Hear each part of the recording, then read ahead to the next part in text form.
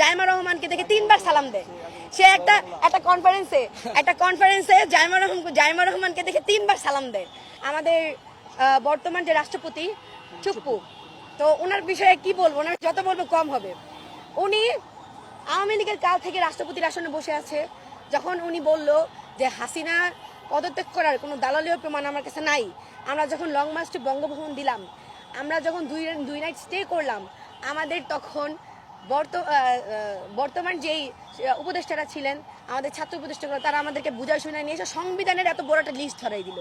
সংবিধান চেঞ্জ করা ছাড়া আমরা চুপ্পুকে ছড়াইতে পারবো না। তারপরে যখন আমাদের এই সংবিধান চেঞ্জ করার এই বিষয়গুলো চলে আসলো, তখনও গণভোট হইলো, তখন থেকে এখনো অব্দি চুপ্পু বসে আছে। তারপর চুপ্পু আমাদের তারপরের দিন রিপ্লাই দিল কি, আমি চুপ্পু রাস্তা থেকে রাষ্ট্রপতি হয়েছি।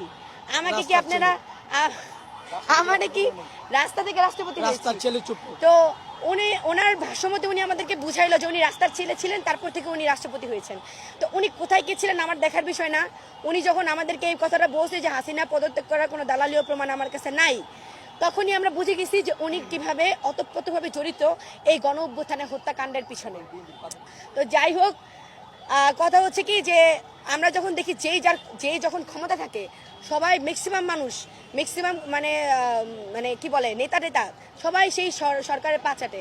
তো আমি চুপ্পুর বিষয়গুলো আমি এটাই বলবো যে ভাই, এটা হচ্ছে আমাদের ফল্ট ছিল যে আমরা শুধুমাত্র শেখ হাসিনাকে সরাইছি। আমাদের উচিত ছিল কি বড় বড় 3টা আসনের প্রত্যেকটা মানুষকে সরাই দেওয়া যারা আওয়ামী লীগের কালে ছিল। তো আমি আমাদের যেই বর্তমান সরকার, তাদের কাছে এটাও বলবো চুপ্পুর বিষয়গুলো দেখার জন্য। সেটা এখন বিএনপির খাস দাস হয়ে গেছে। বিএনপির খাস দালাল বলা যায়, দাস বলা যায়, বিএনপি ছাড়া কিছুই বুঝে না। জাইমা রহমানকে দেখে 3 বার সালাম দেয়। সে একটা কনফারেন্সে জাইমা রহমানকে দেখে 3 বার সালাম দেয়। তো যাই হোক, এটা হচ্ছে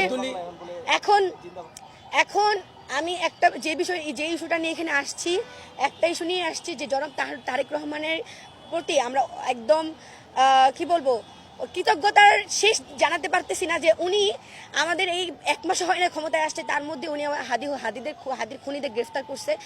যদি উনি দেশে আনার পর এই খুনের পিছনে কারা কারা আছে, কে জড়িত, কে এই খুনের জন্য দায়ী, কত টাকার বিনিময়ে খুনটা হয়েছে, কতদিনের প্ল্যানিং এই খুনটা হয়েছে, তা বের করে তাকে জনসম্মুখে, তাদেরকে শুধু তাকে না, শুধু ফয়সালকে না, তাদেরকে যারা খুনের সাথে জড়িত তাদেরকে জনসম্মুখে দৃষ্টান্তমূলক সর্বোচ্চ শাস্তি দেওয়া হয়।